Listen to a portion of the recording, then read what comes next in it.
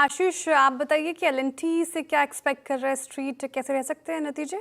देखिए, बढ़िया decent set of numbers यहाँ पर आपको देखने को मिल सकते हैं और रोज खबरें तो आती हैं एल&टी को ऑर्डर मिलने की। तो आप सेगमेंट्स देखिए, चाहे हाइड्रोकार्बन्स हो, पावर हो, ट्रांसमिशन एंड डिस्ट्रीब्यूशन है, रेलवेज है, स्मार्ट सिटीज़ है, वाटर है, सभी में जो ऑर्डर मोमेंटम है काफ़ी बढ़िया देखने को मिला। लेकिन एक चीज़ खास बात है कि जो गवर्नमेंट के ऑर्डर होते हैं केपेक्स वाले, वो तो मिल रहे हैं, लेकिन प्राइवेट केपेक्स अभी भी पूरी तरीके से फुल पोटेंशियल पर नहीं चल रहा है।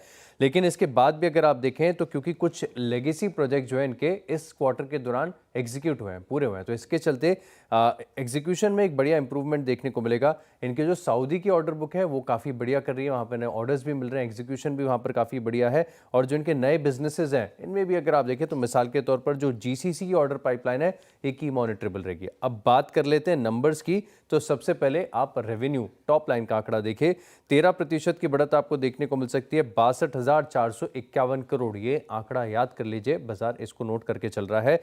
एबिटा की बात करें तो 6,300 करोड़, यानी 5,615 करोड़ पिछले साल था, 6,300 करोड़ यानी 12% की बढ़त आपको देखने को मिल सकती है। मार्जिन में थोड़ा सा डेंट है, मार्जिन में एक्चुअली एक्सपांशन नहीं है, 10.18% के एबिटा मार्जिन पिछले साल थे, इस बार तकरीबन 10% के आपको देखने को मिल सकते हैं। और मुनाफे में डिसेंट 20% की बढ़त आपको देखने को मिलेगी, 2,786 करोड़ से बढ़कर 3,350 करोड़। लेकिन ऑर्डर की पाइपलाइन कैसी है, टोटल ऑर्डर बुक का आंकड़ा कैसे आता है, और इससे भी ज़्यादा इंपॉर्टेंट ये रहेगा कि ऑर्डर बुक को लेकर कमेंट्री क्या रहती है, एक ही मॉनिटरेबल है, नतीजे अच्छे आएंगे।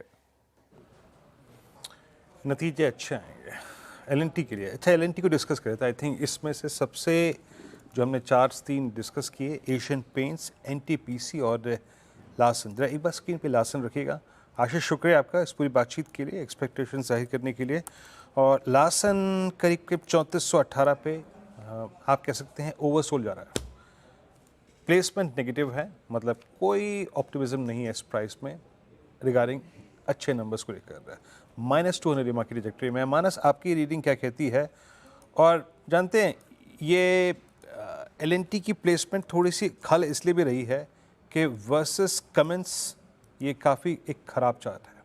कमिंस के मूव को देखिए, आप सिमंस के मूव को देखिए, आपका सेंस क्या? अगर थोड़े से भी नंबर्स अच्छे हुए तो पॉसिबली एल&टी कैसे रिएक्ट करेगा, और वर्स्ट केस में कहाँ तक की एक्सपेक्टेशन है आपको?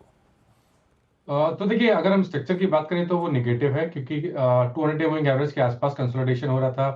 फ्रेश ब्रेकडाउन ऑलरेडी हमने आज चार्ट्स पे देख लिया है, वॉल्यूम ज़्यादा देखने को मिले हैं, तो संकेत तो अच्छे नहीं है। शायद यहाँ पर गिरावट बढ़ेगी तो आपको 3200 रुपए तक के भाव भी देखने को मिल सकते हैं। और खरीदारी करने के लिए तभी खरीदारी करें जब ये 3550 के ऊपर 200 दिनों के मूविंग एवरेज के ऊपर निकले, तभी आपको खरीदारी करनी है। डिस्क्लोजर है कि इस पे हमने अपने क्लाइंट्स को एक सेल रिकमेंडेशन दिया हुआ है। क्लाइंट्स को एक सेल रिकमेंडेशन दिया है। चलिए अब चार का चौका का शुरुआत करते हैं यहाँ से। इट्स ऑलमोस्ट 2:52, 2 बज के बाद